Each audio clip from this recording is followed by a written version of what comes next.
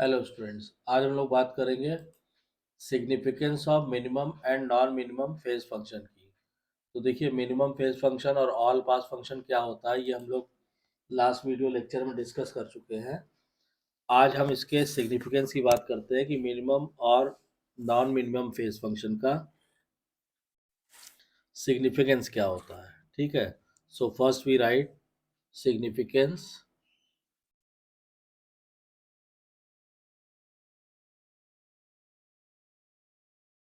And significance of of minimum and non minimum phase functions।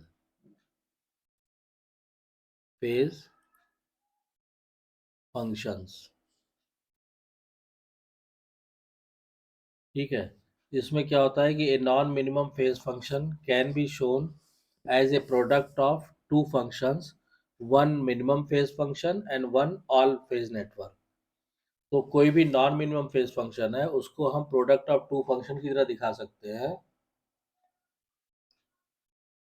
उसमें एक जो function होगा वो आपका मिनिमम फेज फंक्शन होगा, और दूसरा जो है ऑल फेज नेटवर्क होगा।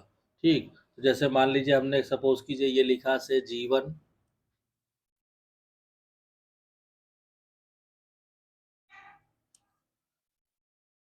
One j omega is equal to हमने लिखा 1 - j ω t divided by 1 + j ω t1 और 1 + j ω t2। ठीक है, अब इसको अगर मान लीजिए हम इस तरह भी लिख सकते हैं, इसको हम लिख सकते हैं 1 + j ω t divided by 1 + j ω t1 1 + j ω t2 into, यहाँ पे हम लिख सकते हैं 1 - j ω t divided by 1 + j ω t। इसको हम इस तरह लिख सकते हैं। ठीक है, प्रोडक्ट ऑफ टू फंक्शन। अब इसको मान लिया कि ये है G2 j ω इंटू ये हो गया G j ω। ठीक है, अब यहाँ पे ये जो G2 j ω है ये क्या है, ये है minimum phase function, minimum phase function. और G j ω जो है ये है आपका all pass network, all pass network. ठीक, अब पोल जीरो प्लॉट अगर हम G1 j ω G j ω और G2 j ω का करें तो देखिए इसका हम पोल जीरो नेटवर्क प्लॉट करेंगे तो वो किस तरह आएगा। सिंपली मान लीजिए हमने कहा कि ये G1 j ω का हमने बनाया, ये हो गया G1 j ω का। फिर हमने ये बनाया यहाँ पे G2 j ω का, और फिर हमने यहाँ पे बनाया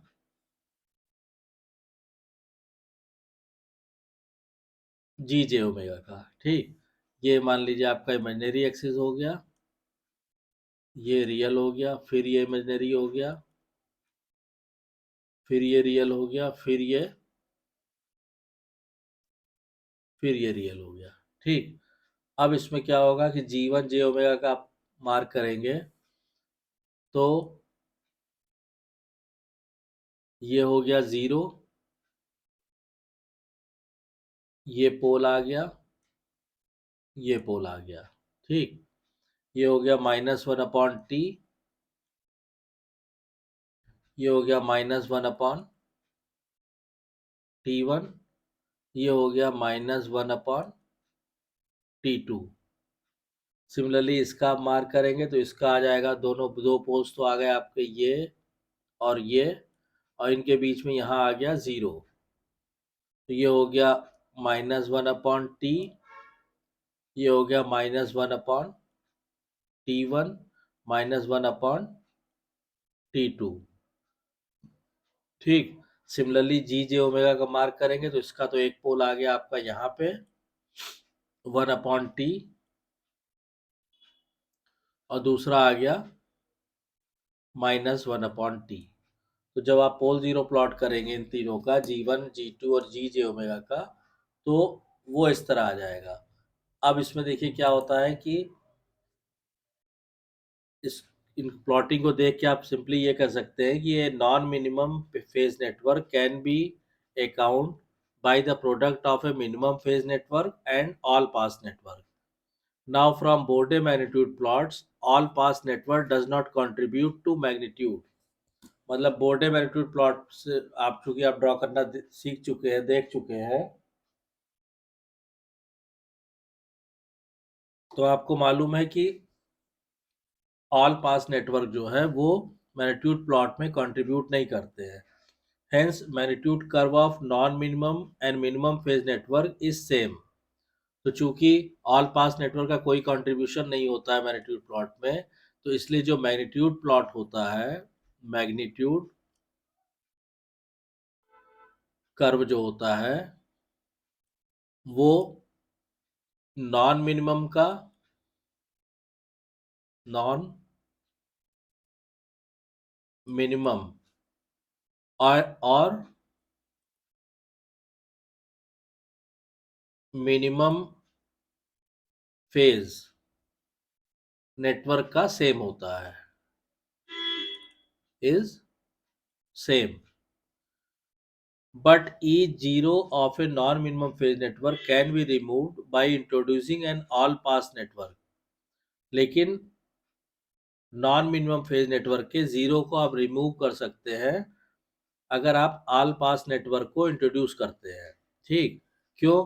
क्योंकि as phase of G2 J omega plus phase of G of J omega, ये इज इक्वल टू कितना आता है? ये आता है G1 J ओमेगा के बराबर, इनका सम। So angle contributed by G2 J omega reduces as each zero of G1 J omega is removed by all pass network G J omega। इसका मतलब क्या हुआ? Ultimately when all zeros are accounted by G J omega, G2 J omega will not have any zero in right hand part and is minimum phase by definition। If one compares for phase condition till this stage is accomplished, removal of zero by Gj omega changed only phase characteristic of G2 J omega, keeping magnitude curve intact। Hence, there was no unique relation between magnitude and phase curve। यानी कि इससे ये prove हो गया कि magnitude और face curve में कोई यूनिक रिलेशन नहीं होता है। अब इसमें देखिए जो एक बात और आती है कि however when all zeros in right hand part were removed, magnitude and phase curve becomes uniquely determined. जब हम जीरो जो राइट हैंड पार्ट में जितने भी जीरो आ रहे हैं उन सबको रिमूव कर देते हैं, तो क्या होता है कि मैग्नीट्यूड और फेज कर्व जो है वो यूनिकली डिटरमाइन हो जाते हैं। Now any change in one affects the other. It is also clear that this is the minimum value of phase angle contribution without magnitude curve getting affected, and any further reduction causes both curves to change। ठीक है। तो इसीलिए जो है इसको minimum and non minimum phase function कहा जाता है। अब इसका अगर मान लीजिए हम एग्जाम्पल करें कि an example of non minimum phase is the transportation lag. जो नॉन मिनिमम फेज की जो एग्जाम्पल है वो है ट्रांसपोर्टेशन लैग। इट्स बोडे कर्व, ठीक है, can be shown in the solve example. अब इसमें अगर आप फेस प्लॉट ड्रॉ करेंगे G1 J omega, G2 J omega और G J ओमेगा का, तो इसका जो फेस प्लॉट आएगा वो इस तरह आएगा इन तीनों का। अब देखिए मान लीजिए ये आपकी हो गई, ये ओमेगा हो गया, ये 0 डिग्री लाइन हो गई। ठीक। अब 0 डिग्री के बाद सपोज कीजिए ये 90 हो गया, ये 180 हो गया, ये 270 हो गया एंड सो ऑन। तो मान लीजिए ये 90 डिग्री, ये 180 डिग्री और ये 270 डिग्री। ठीक है, अब जब आप इस पे प्लॉट ड्रॉ करेंगे तो देखिए प्लॉट इस तरह से आएगा। पहले G2 ओमेगा का आप ड्रॉ करेंगे तो वो आएगा, मान लीजिए इस तरह से। ठीक, या इसको मिला दीजिए यहाँ पे,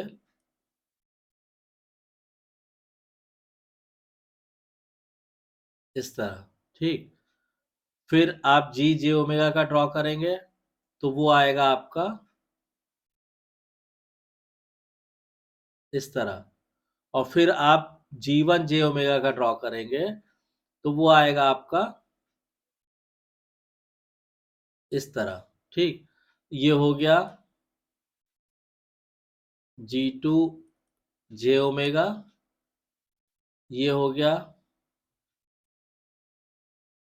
J ओमेगा, और ये हो गया आपका G1 ओमेगा। तो आई होप कि आज के डिस्कशन से आपको क्लियर हो गया होगा कि minimum and non minimum phase function का क्या सिग्निफिकेंस है और इसका क्या इम्पोर्टेंस है। ठीक है, तो आई होप कि आपको significance of minimum and non minimum phase function clear हो गया होगा। अगर इसके रिगार्डिंग कोई भी डाउट्स या कंफ्यूजन है तो प्लीज़ कमेंट लाइन में कमेंट करके पूछिए। और अगर आपको वीडियो कंटेंट पसंद आ रहा है तो वीडियो को शेयर कीजिए, लाइक कीजिए, चैनल को सब्सक्राइब कीजिए और नोटिफिकेशन बेल को ऑन कर दीजिए ताकि नेक्स्ट वीडियो की इन्फॉर्मेशन आपको टाइम से मिल सके। Thank you.